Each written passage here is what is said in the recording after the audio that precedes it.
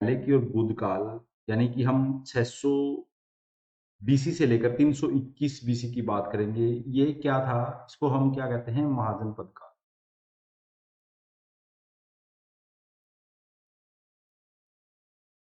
ठीक है, आरंभिक राज्यों का काल भी कहते हैं।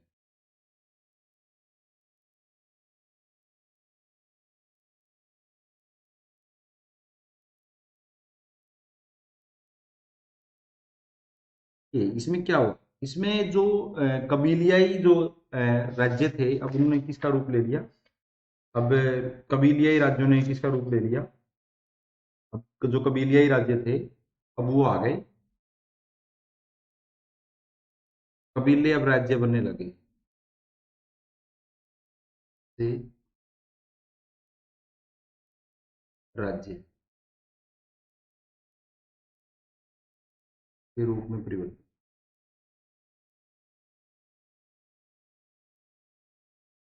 इसमें एक तो ये हुआ कि जो कबीले, पहले एक संगठन था कबीलों का, जिसको पहले क्या होता था? पहले जन आए ऋग्वेद में, फिर जनपद आए उत्तर वैदिक काल में, अब आए महाजन।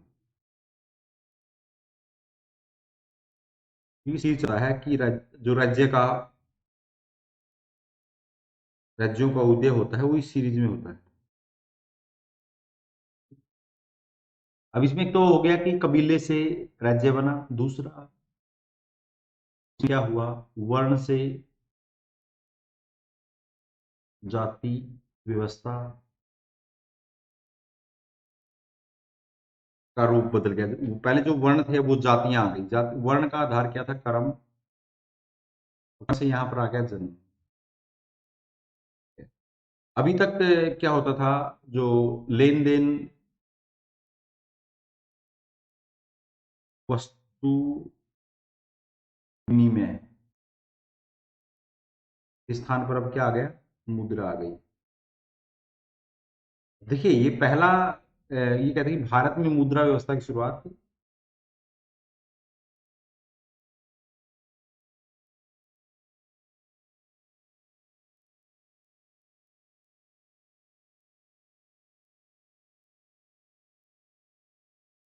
कब हुई? महाजनपद काल में।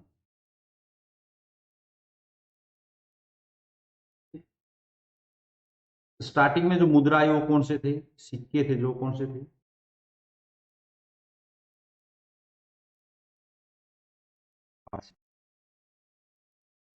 अब इसके बाद एक और जो है, जो परिवर्तन आता है, वो क्या परिवर्तन आता है?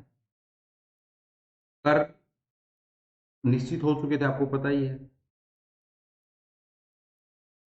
जिसने क्या हुआ? राज्य शक्तिशाली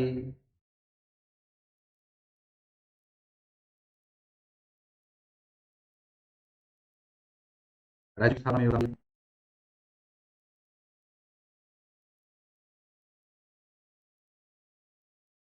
ठीक है, शक्तिशाली राज्यों की स्थापना में योगदान दिया, कर निश्चित होने के कारण। देखिए ऋग्वेद में बलि है, उसके बाद उत्तरवैदिक काल में बलि जो है, ये हो गया कि बलि तो लिया ही जाएगा।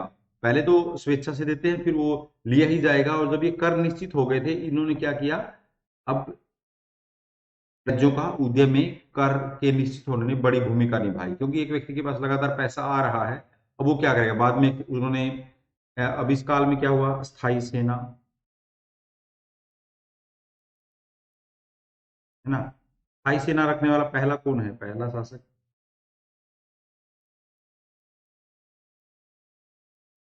कौन है? पहला शासक वो है बिम्बिसार।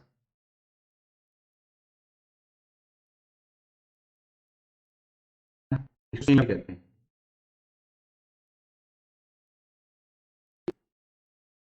इसके साथ साथ इसमें क्या हुआ? लोहे का व्यापक रूप से प्रयोग,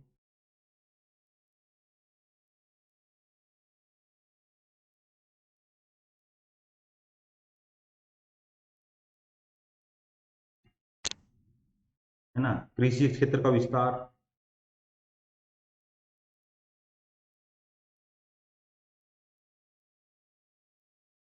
ठीक है। कृषि क्षेत्र का विस्तार इसमें हुआ, जिससे क्या हुआ? अ, कर जो है, कर की मात्रा में वृद्धि हुई।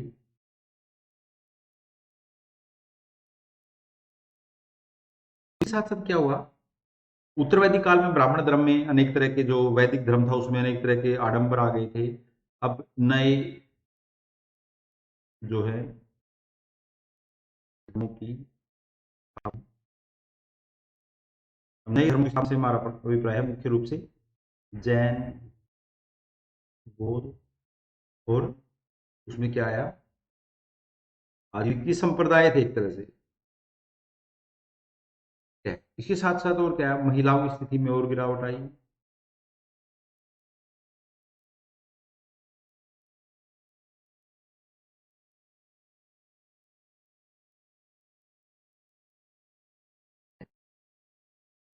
तो सूत्र का भी कहा जाता है।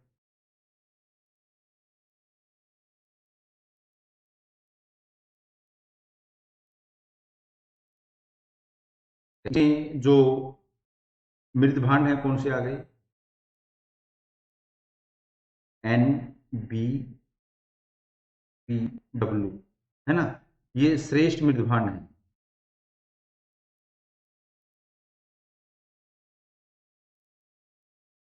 ये क्या था, ये परिवर्तन है, हमें कई बार वो परिवर्तन पूछेगा, उत्तर वैदिक काल से जो आगे बढ़कर जो परिवर्तन हुआ है, वो ये परिवर्तन इस काल में देखने को मिले, जिसके कुछ कारण है। ठीक है, अब इस समय में हमें क्या पढ़ना पड़ेगा, इसके सबसे पहले हम सोर्स पढ़ेंगे कि इसकी जानकारी हमें कहाँ से मिलती है, उसके बाद इसकी राजनीतिक स्थिति हम पढ़ेंगे, सामाजिक स्थिति पढ़ेंगे, अर्थव्यवस्था पढ़ेंगे, और धर्म और दर्शन को हम समझेंगे। देखिए इस समय क्या होता है, 16 महाजनपद आते हैं, 16 महाजनपद, 10 गणराज्य, और उसके बाद क्या होता है तीसरा, मगध साम्राज्यवाद का उदय, कि वो भाई मगध है, 16 महाजनपद है, उनमें से मगध क्यों बाद में एक शक्तिशाली राज्य के रूप में उभरता है। जैसे ब्रिटिश ईस्ट इंडिया कंपनी, देखिए कई विदेशी कंपनी आई, चाहे उसमें डच हो, पुर्तगाली हो, फ्रांसीसी हो, लेकिन बाद में ब्रिटिश ईस्ट इंडिया कंपनी ही स्थापित हुई। उसके कुछ कारण थे, उसको हम इसमें देखेंगे कि इतने सारे 16 महाजनपदों को पीछे करके या उनको पराजित करके किस तरह से मगध ने एक साम्राज्य, मगध में भारत का प्रथम साम्राज्य की स्थापना हुई, वो किस तरह से हुई वो हम समझेंगे इसमें। हमारे पास जो इनके सोर्सेज हैं, कि जो महाजन पद है, काल है, उसके बारे में जानने का सोर्सेज क्या है, इसको क्या कहते हैं, ऐतिहासिक काल कहते हैं इसको।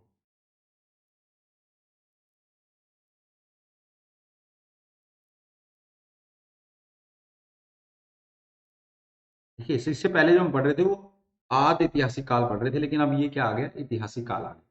इसमें साहित्यिक जो सोर्स है हमारे पास क्या क्या है, ब्राह्मण साहित्य, इसमें सूत्र और वेदांत साहित्य जिसमें हम पढ़ेंगे। उसके बाद बौद्ध साहित्य इसमें आया, जिसकी भाषा पाली थी। जैन साहित्य, प्राकृत भाषा। इसके साथ साथ पुरातत्व में हमारे पास क्या है, NBPW, northern black polished where, और आहत सिक्के। देखिए सिक्के, आहत सिक्के इसके बने होते थे, चांदी के और तांबे के, ना, इनसे हमें जानकारी मिलती है। तो ब्राह्मण साहित्य में इसके तहत वेदांग और सूत्र साहित्य आता है, जिनकी वेदांग की संख्या क्या है, 6 है वेदांग। वेदांग में शिक्षा है, स्वर ज्ञान को समझने के लिए शिक्षा, और छंद, छंद ज्ञान को समझने के लिए छंद आए। निरुक्त, शब्दों की व्युत्पत्ति की, किस शब्द की उत्पत्ति कैसे हुई है उसको जानने के लिए निरुक्त। यास की का जो निरुक्त है इसी काल का है, जो यास की रचना है निरुक्त, वो इसी काल की, भारत की प्रथम भाषाई रचना है ये, भारत की जो प्रथम भाषाई रचना है। उसके बाद व्याकरण, व्याकरण जो है, व्याकरण को समझने भाई कोई किसी जो विषय को और इनको साहित्य को कैसे लिखा जाता है उसके लिए व्याकरण आए। व्याकरण की रचना जो प्रथम रचना है वो अष्टाध्यायी मानी जाती है, जिसको किसने लिखा था, पाणिनि ने, पाणिनि के द्वारा ये लिखी गई। उसके बाद ज्योतिष, ज्योतिष का ज्ञान को समझने के लिए ना, ज्योतिष को ज्ञान को समझने के लिए। उसके बाद है कल्प सूत्र, कर्मकांडों का संकलन। कल्प सूत्र में क्या है, कर्मकांडों का संकलन दिया गया है। आगे इसे इसको 4 भागों में बांटा गया, जो कल्प सूत्र है, सूत्र साहित्य को आगे 4 भागों में बांटा गया। स्रोत सूत्र, कर्मकांडों का संकलन। धर्म सूत्र, इसमें हिंदू विधियों, जो हिंदुओं के लॉ है, कानून है, किस तरह से हिंदू धर्म चलेगा उसका संकलन है। इसमें सामाजिक, राजनीतिक, धार्मिक नियमों का संकलन है। और इसमें आर्टिकल जैसे 12 दिया गया है, विधि की परिभाषा, कानून की व्याख्या और राज्य की परिभाषा। गृह सूत्र गृहस्थों के लिए निर्देश। भाई जो गृहस्थ व्यक्ति है उसको किस तरह से जीवन व्यापन करना है वो गृह सूत्र में है। उसके बाद 16 सूत्र, यह गणित की मतलब गणित की उत्पत्ति जो है वो इस पुस्तक से मानी जाती है, 16 सूत्र से। भारतीय ज्यामिति का विकास इसी से माना जाता है। बोधायन जो है, बोधायन इसी काल के ज्यामितिकार हुए हैं। ये जो महाजनपद है उसकी उनकी जानकारी इनसे मिलती है। बौद्ध साहित्य में, बौद्ध साहित्य की भाषा आपको पता है पाली थी। उसमें त्रिपिटक मुख्य जानकारी के सोर्स हैं, नियमों के सोर्स हैं बौद्ध धर्म के बारे में। उसमें विनय पिटक है, यह जो बौद्ध धर्म है उसके नियम की पुस्तक है, लॉ है, भाई कैसे चलेंगे, जो बौद्ध भिक्षु हैं उनका जीवन कैसा रहेगा, बौद्ध भिक्षुओं के लिए। उसके बाद सुत पिटक में बुद्ध की शिक्षाओं का संकलन दिया गया है। भाई बुद्ध ने अभिधम पिटक में बौद्ध दर्शन से संबंधित संकलन है। ये जो दोनों पिटक हैं ये प्रथम संगति में लिखे गए।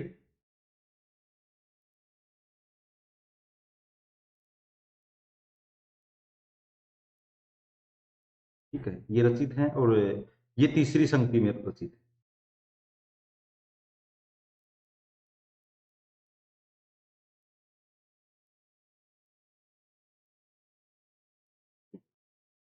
जैन साहित्य, जैन साहित्य को क्या कहते हैं, आगम कहते हैं। जैन साहित्य की जो भाषा है वो प्राकृत भाषा थी, है ना, इसको क्या कहते हैं, आगम कहते हैं। उसके बाद है सूत्र साहित्य। अब राजनीति का इनमें क्या जानकारी हमें मिलती है। 600 बीसी राज्य निर्माण का काल, 600 बीसी का जो काल है वो राज्य निर्माण का काल है। इस समय राजनीति में मुख्य घटनाएं हुई, 16 महाजनपदों की स्थापना हुई, 10 गणराज्य, मगध का उद्भव हुआ। अब राजनीति में मुख्यतः दो प्रकार की व्यवस्थाएं उभरी, राजतंत्र और गणतंत्र। कौन सी, राजतंत्र और गणतंत्र। राजतंत्र व्यवस्था में 16 महाजनपद आते हैं, इनमें से भी क्या थे, दो में गणतंत्र था। ठीक है, इस समय 16 बड़े बड़े राज्यों का उदय हुआ जो काफी शक्तिशाली थे। इनका निश्चित क्षेत्र, भाई एक राज्य क्या होता है जिसका निश्चित क्षेत्र होता है, जनसंख्या, संप्रभुता, उसकी खुद की संप्रभुता होती है, वो किसी के अधीन नहीं होता। इनकी संख्या 16 मिलती है। बौद्ध ग्रंथ अंगुत्तर निकाय, बौद्ध ग्रंथ किसमें मिलता है इसकी जानकारी, अंगुत्तर निकाय में। और जैन ग्रंथ भगवती सूत्र में 16 जो महाजनपद हैं उनकी सूची मिलती है। अब देखिए ये 16 महाजनपद कौन से थे, इनको पता होना चाहिए। काशी जिसकी कैपिटल वाराणसी मिलती है, अशोकसेन यहाँ के शासक थे। कौशल, साकेत और श्रावस्ती, प्रसेनजित यहाँ के शासक थे। अंग, चंपा यहाँ के ब्रह्मदत्त शासक थे। मगध, राजगिरा, गिरिवर्ज, पाटलिपुत्र कैपिटल है। बिंबिसार, अजातशत्रु इसके प्रमुख शासक थे। वत्स की कौशाम्बी, उदयन और चेदी की सुक्तिमती, और अवंती की उज्जैनी और महिष्मती, चंडप्रदोत यहाँ के शासक थे। इसको पीलिया हो गया था, आपको पता है। बिंबिसार ने अपने राजवैद्य जीविक को इनके इलाज के लिए भेजा था। कुरु की इंद्रप्रस्थ और पंचाल की अहिछतर और काम्पिल्य। मत्स्य की विराटनगर, सूरसेन की मथुरा, अस्मक की पोतन या प्रतिष्ठान। अस्मक एकमात्र महाजनपद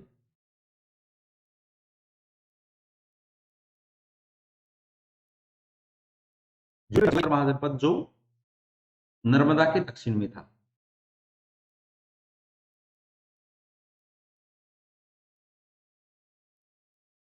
ये कहेंगे कि भारत की जो महाजनपद जो उस समय 6वीं शताब्दी बीसी में महाजनपद जो स्थापित हुए वो कहां पर स्थापित हुए, ज्यादातर वो गंगा घाटी में थे, है ना। गांधार, तक्षशिला, सिंधु एवं झेलम नदी के बीच में था ये। कंबोज, राजपुर और हाटक, वजी, वैशाली, लिच्छवी कुल के लोग इसमें रहते थे मुख्यतः। मल्ल, ये दोनों क्या थे, पावा और कुशीनगर, मल्ल लोग रहते थे। ये दोनों क्या थे, गणतंत्र थे। 15वां और 16 लिच्छवी और मल्ल इसी सूची में राजतंत्र के साथ साथ रखे गए, लेकिन ये गणतंत्र थे, गणतंत्र थे दोनों ही। अब देखिए, अब ये इस समय का मैप है, तो उस समय के ये ज्यादातर जो महाजनपद हैं वो कहां पर है। इस उसमें है। इसको क्या कहते हैं? ये गंगा घाटी बोला जाता है। गंगा घाटी में कितने 10 महाजनपद थे। इसका ये 10 महाजनपद इसी एरिया में क्यों स्थापित हुए? इसमें जो कृषि क्षेत्र था, ये विस्तार के कारण,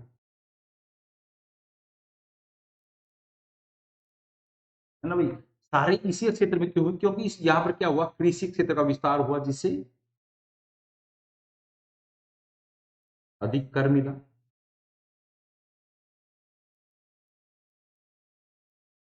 में यहाँ पर यातायात सुगम था, क्योंकि ठीक है। और इसी में क्या हुआ, बौद्धिक क्रांति हुई।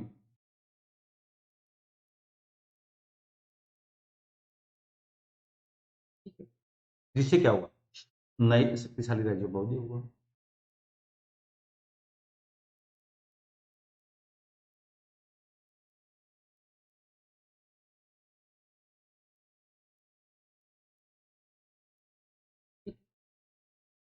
अब ये अस्मक नर्मदा के दक्षिण में एकमात्र राज्य अस्मक।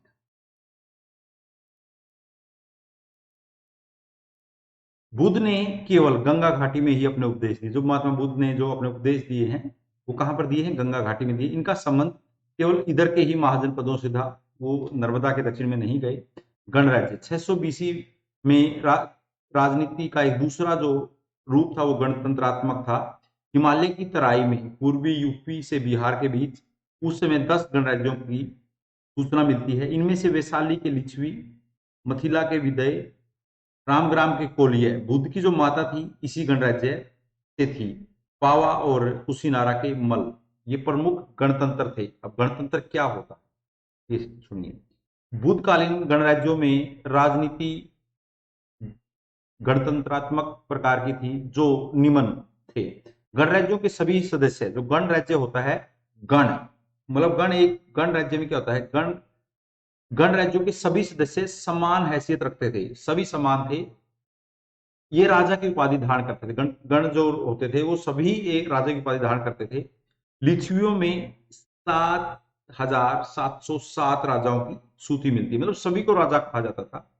सदस्यों के बीच से ही 10 वर्ष के लिए किसी को गण प्रमुख बनाया जाता, उन्हीं में से किसी को एक बनाया जाता था।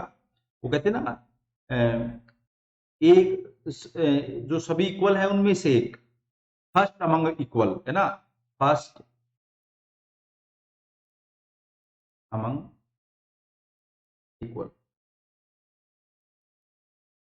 फर्स्ट अमंग इक्वल की थ्योरी थी इनके बीच। सामान्य प्रशासन चलाने के लिए राजतंत्र की भांति सारे गुण इसमें राजतंत्र वाले होते थे प्रशासन को चलाने के लिए। तो सेनापति जैसे अधिकारी होते, सेनापति था, कर संग्राहक था, अधिकारी, विदेश मंत्री आदि का पद होता था राजतंत्र राज्यों की तरह।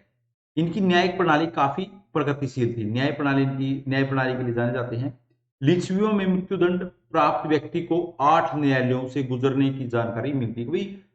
जो लिच्छवी गणराज्य था, उसमें किसी को अगर मृत्युदंड मिला है तो उसको 8 जो न्यायालय है, मतलब डिस्ट्रिक्ट कोर्ट, उसके बाद उच्च न्याय, हाई कोर्ट, उसके बाद सुप्रीम कोर्ट, मतलब उस सब में जाने की वो थी। गणराज्यों की सबसे महत्वपूर्ण विशेषता इनकी प्रजातांत्रिक प्रक्रियाएं थी। ये बड़े बड़े संस्थागारों, सभा भवनों में बैठक करते थे, क्योंकि बड़े बड़े सभागार बनाने होते थे। क्यों बनाते थे? क्योंकि उसमें ज्यादा लोगों को आना होता था। ये तो नहीं था ना मोदी और अमित शाह ही मीटिंग कर लेंगे, सबको बुलाकर ही कोई फैसला हो सकता था।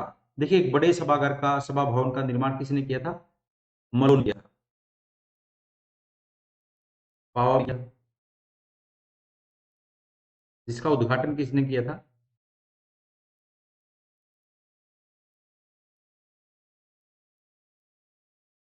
महात्मा बुद्ध ने किया। गणतंत्र की एक खास बात, संचालन के लिए अध्यक्ष होता था। कोरम, गणपूर्ति। कोरम का मतलब क्या होता है कि किसी भी मीटिंग के लिए इतने लोगों का होना जरूरी है। का ध्यान रखा जाता था, मुद्दों पर चर्चा और बहस होती थी, गुप्त मतदान किया जाता था एवं बहुमत के आधार पर ही निर्णय होते थे। ऐसा नहीं कि चलो भैया आज नोटबंदी मोदी ने और उसने फैसला कर दिया, नहीं होगी नोटबंदी, ऐसा नहीं होता था। कोरम होता था, कोरम में कि भाई किसी भी मीटिंग के लिए 25 सदस्य 50 सदस्य जो भी निश्चित था, उसके बाद ही कोई फैसला हो सकता था। ठीक है, ये गणतंत्र की खास बात थी।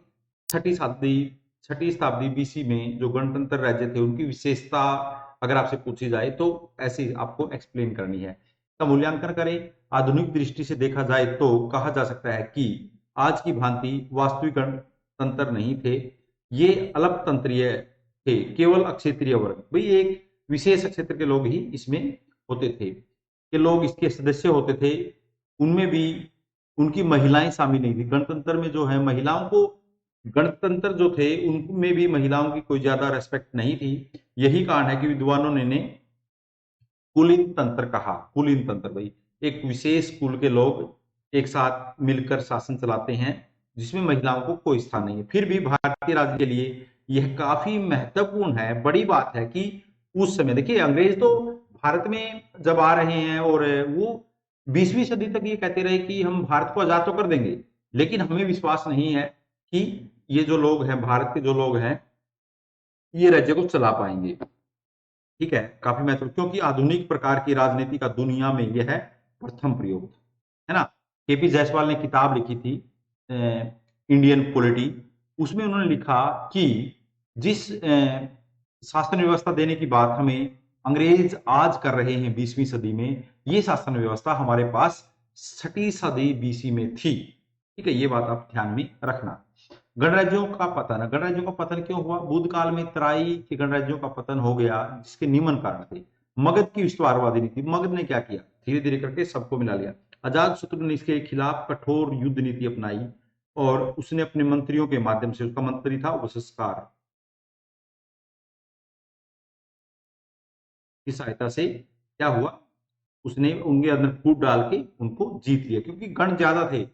अब क्या होता है कि जैसे आपको पता है कि जैसे फॉर एग्जाम्पल अफगानों को देख लीजिए,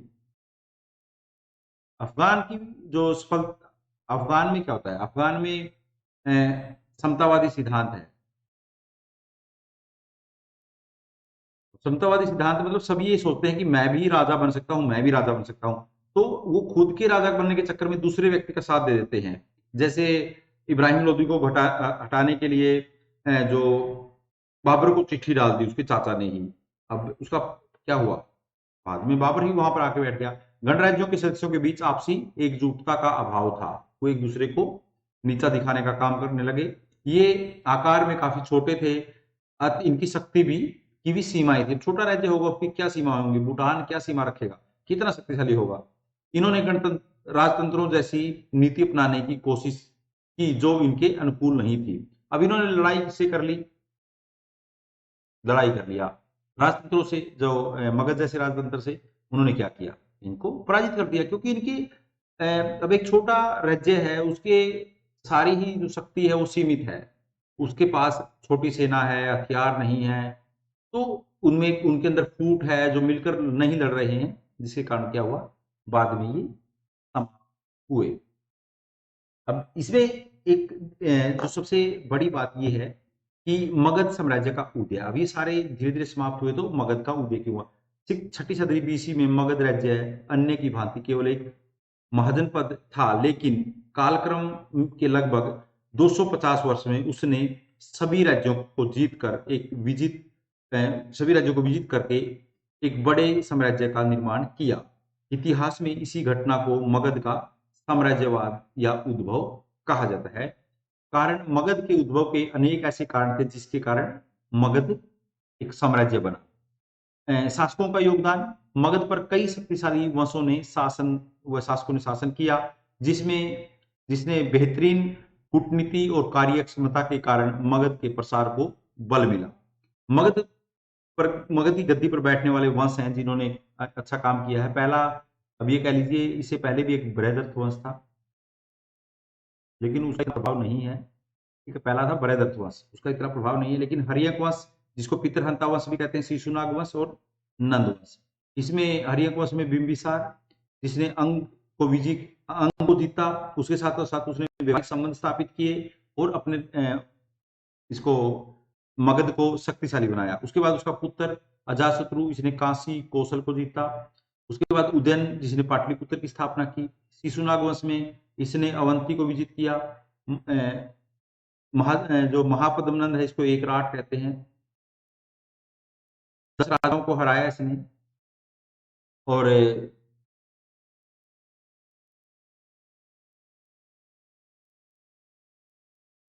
इसके बाद इसने वैवाहिक संबंध स्थापित किए और वजी संघ को भी किसने हराया था? अजातशत्रु ने हराया। ठीक है। और पाटलिपुत्र की स्टार्टिंग स्थापना उसने की है। उसके साथ साथ नंदों के अंतिम शासक नंदों का अंतिम शासक कौन था? घनानंद, इसको चंद्रगुप्त मौर्य ने हराया था। इसी के समय सिकंदर का आक्रमण भारत पर हुआ था। किसके समय? घनानंद के समय। इसको गद्दी से उतार कर चंद्रगुप्त मौर्य कौटिल्य की सहायता से गद्दी पर बैठता है। ठीक है, ये शक्तिशाली राज्य बना। इसके आर्थिक कारण अब कैसे बना वो? आर्थिक कारण, मगध के पास राजस्व के बेहतर सोर्सेज थे, है ना। इस समय गंगा घाटी में होने वाली कृषि क्रांति, क्यों ये साम्राज्य बना? उसमें कृषि क्रांति, व्यापार वाणिज्य और नगरीकरण के कारण राज्यों को काफी आय हुई। इससे बड़ी सेना रखना संभव हुआ। मगध के पास छोटा नागपुर पठार में लोहे की खानें थी, है ना। मगध के पास लोहे की खानें थी। इसके अलावा मगध के अलावा केवल अवंती के पास लोहे की खानें थी, है ना। दो ही महाजनपद हैं जिनके पास लोहे की खानें। जंगलों से उसे हाथी प्राप्त होते थे। हाथियों का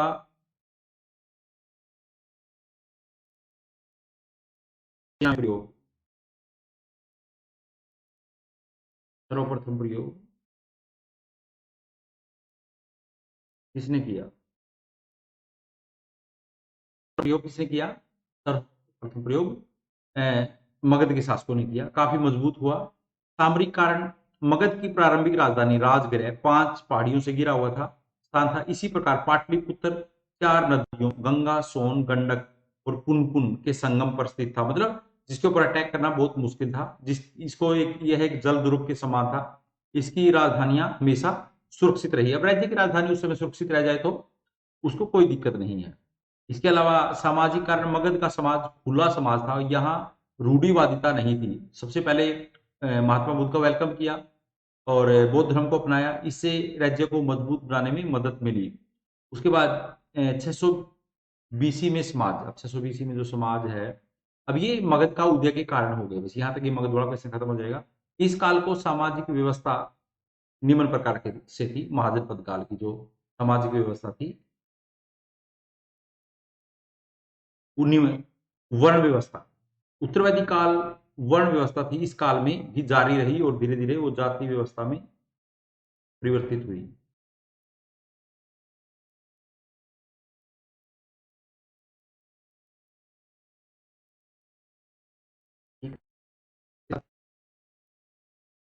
आपात धर्म का मतलब होता है वर्ण व्यवस्था में आपातकाल की संकल्पना हुई। आपातकाल मतलब अगर आपके पास, जैसे आज मैं बहुत ऐसे लोग, मान लिया, अब मैं ये भी देखता हूँ, मैंने अभी भी देखा, जैसे अब कोई ऐसा वर्ग है, मान ली कोई जाट है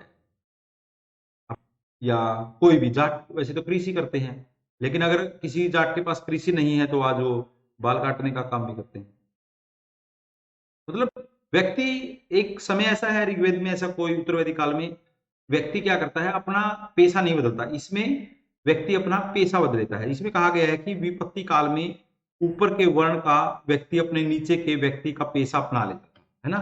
ये किस काल में शुरू हुआ? ये महाजनपद काल के समाज में देखा जा सकता है। संस्कारों की स्थापना, इस समय पहली बार हिंदू जीवन में 16 संस्कारों का को मानने की परंपरा प्रारंभ हुई, है ना, जिसमें गर्भाधान लेकर और अंतिम संस्कार तक। अस्पृश्यता का उद्भव किस काल में होता है? वो भी महाजनपद काल में। बुद्ध काल में पहली बार छुआछूत का उद्भव माना जाता है। वैश्यावृत्ति का उद्भव, इसे नगरीकरण का परिणाम माना जाता है। क्योंकि देखिए, जो महाजनपद काल है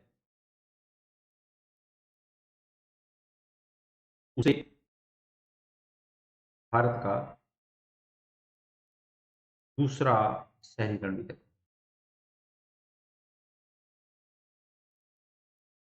प्रथम तो हड़प्पा था, दूसरा महाजनपद काल। ठीक है, अब देखिए वैश्यावर्ती गांव में कम मिलेगी आपको आज भी, आप देखेंगे शहरों में इसका प्रचलन मिल जाता है। विवाह, विवाह को हिंदू जीवन में संस्कार का दर्जा दिया गया है। इसे संविधा, कॉन्ट्रैक्ट न मानकर पति पत्नी के बीच अटूट संबंध माना गया। ज्यादातर आजकल ये कॉन्ट्रैक्ट ही हो गया है। इस समय विवाह के कुल 8 प्रकार बताए गए हैं। 8 प्रकार के विवाह उस समय थे समाज में। अब 4 विवाह उनमें से मान्य थे, 4 अमान्य थे। ब्रह्म विवाह, सर्वोत्तम विवाह, इसमें कौन सा विवाह? विवाह को लेकर भी क्वेश्चन आ सकता है, विवाह के कितने प्रकार थे, उसका उल्लेख, ये सब कुछ आ सकता है। इसमें क्या होता था? ब्रह्म विवाह होता था। 8 प्रकार के विवाह थे, इसमें ब्रह्म विवाह सबसे श्रेष्ठ माना जाता था। इसमें वेदवान यानी पढ़ा लिखा और शीलवान यानी नौकरी लगे हुए लड़के के साथ पिता अपनी पुत्री की शादी करता था, बिल्कुल सरकारी नौकरी लगा हुआ। उसके बाद प्रजापत्य, यह भी जो ब्रह्म विवाह की भांति था। इसके तहत भी वर और वधु धर्म के आचरण को करते हुए विवाह करते थे। उसके बाद दैव विवाह, इसके तहत यज्ञ करने वाले पुरोहित के साथ कन्या का विवाह कर दिया जाता था। उसके बाद आर्ष विवाह, इसके तहत वर पक्ष द्वारा कन्या पक्ष को एक जोड़ी गाय या बैल की देकर कन्या से विवाह किया जाता था। ये 4 प्रकार के विवाह मान्य थे। उसके बाद असुर विवाह, इसमें कीमत दी जाती थी, कन्या खरीद कर किया जाने वाला विवाह, मतलब कन्या धन देकर, जैसे आजकल हरियाणा वालों की शादी नहीं होती तो बिहार से ले आते हैं। पिशाच विवाह, धोखे से और तथा कन्या की बिना मर्जी के किया जाने वाला विवाह। राक्षस विवाह, कन्या का अपहरण करके किया जाने वाला विवाह। और गंधर्व विवाह जो आजकल ज्यादा प्रचलित है, प्रेम विवाह, लव, है ना। अनुलोम और प्रतिलोम, अब की बार क्वेश्चन आया था, अनुलोम प्रतिलोम क्या होता है? अनुलोम में क्या होता है कि वर्ण संकर इससे आया। वर्ण संकर मतलब एक वर्ण से दूसरे, एक वर्ण का दूसरे वर्ण से संपर्क हुआ तो इसे वर्ण संकर हुआ। जन्म आधारित श्रेष्ठता, अब अब क्या हुआ? नई जातियों का जन्म हुआ, नई जातियों का जन्म हुआ व्यवसाय के आधार पर और स्थान विशेष के आधार पर। ठीक है, अब देखिए अनुलोम विवाह क्या होता है? जिसमें उच्च वर्ण का लड़का होता है उसको अनुलोम विवाह कहते हैं। और बॉय जिसमें निम्न वर्ण का होता है उसमें उसको प्रतिलोम विवाह कहते हैं। इन दोनों से जो अनुलोम और प्रतिलोम जो है, इसमें जो संतान पैदा होती थी, क्वेश्चन आया था, उसे माँ के वर्ण में शामिल होती थी।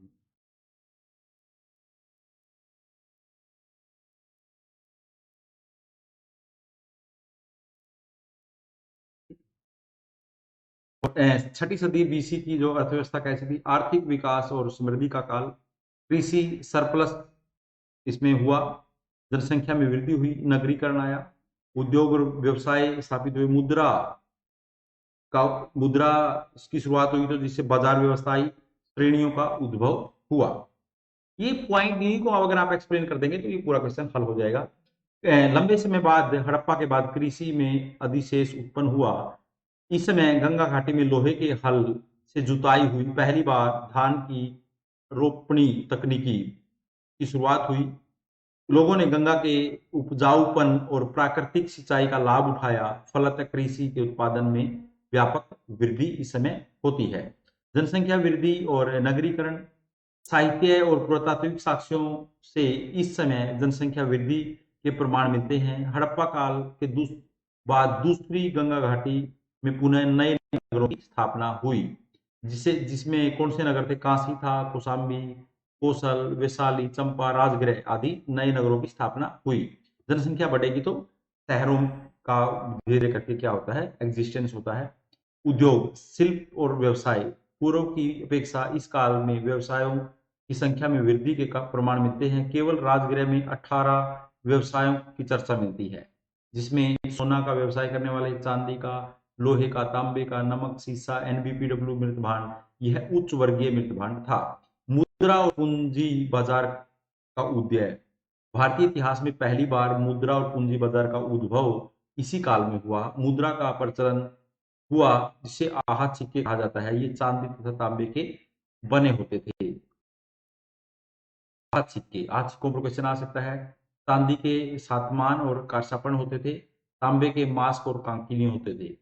सिक्कों के प्रचलन के कारण अर्थव्यवस्था का मौद्रीकरण हुआ, फलतः दूरस्थ व्यापार संभव हुआ। देखिए इसे क्या होता है? दूरस्थ व्यापार। पहले तो क्या होता है कि वस्तु के बदले वस्तु मिलती थी, आपको इतना अनाज वहां पर लेके जाना पड़ता था किसी वस्तु को खरीदने के लिए। बढ़ावा मिला, जिससे समृद्धि को बल मिला। आहत नोट कर लें, हाथ आहत सिक्कों को धातु की चादरों को काटकर उन पर प्रतीकों का ठप्पा मारकर बनाया जाता था। ये सांचे में नहीं डाले जाते थे, ये तो काटे जाते थे चद्दर से, है ना। इन सिक्कों पर तिथि, कोई भी लिपि, भाषा, नाम आदि का उल्लेख नहीं होता था। इन पर विभिन्न प्रतीक बने होते थे, जैसे सूर्य, चंद्र, पहाड़ी, वृक्ष, मानव। प्रारंभ में इन सिक्कों का प्रचलन व्यापारियों द्वारा किया गया। पहले जो सिक्के आए, पहला सबसे पहले राज्य के द्वारा सिक्के जारी नहीं किए गए, व्यापारियों के द्वारा सिक्के जारी किए गए, राज्य द्वारा नहीं। राज्य ने में नंद वंश प्रथम था जिसने सिक्का जारी किया। ठीक है, श्रेणी अपना जो व्यापारिक श्रेणियां थी अपना सिक्का जारी करती थी।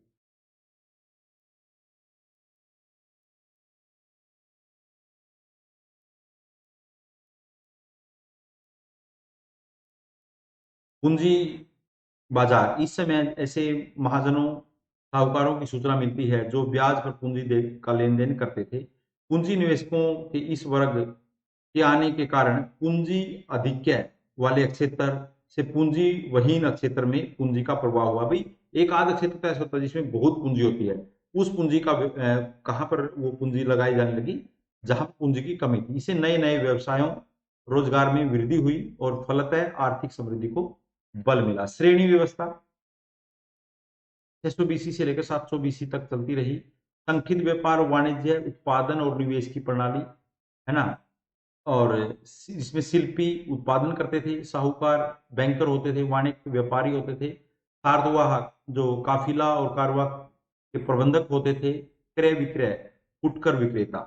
ये उस समय बाजार व्यवस्था थी। ठीक है, स्किल नॉलेज का विस्तार, इस काल में स्किल और नॉलेज का विस्तार हुआ, जिसकी पीढ़ी दर पीढ़ी विकास हुआ। श्रेणियों की भूमिका समग्र प्राचीन भारत में इनकी भूमिकाएं काफी महत्वपूर्ण थी। आर्थिक भूमिका, श्रेणी की आर्थिक भूमिका क्या थी? श्रेणी उत्पादन, व्यापार, माल ढुलाई आदि से जुड़ी होती थी। ये बैंकिंग, जमा स्वीकारना और देने का काम करती थी, ऋण देने का काम करती थी। ट्रस्टीशिप, न्यायिक का कार्य भी करती थी। श्रेणियां खुद कार्य करने के साथ साथ बड़े भाड़े के मजदूरों से कार्य करवाती थी, है ना।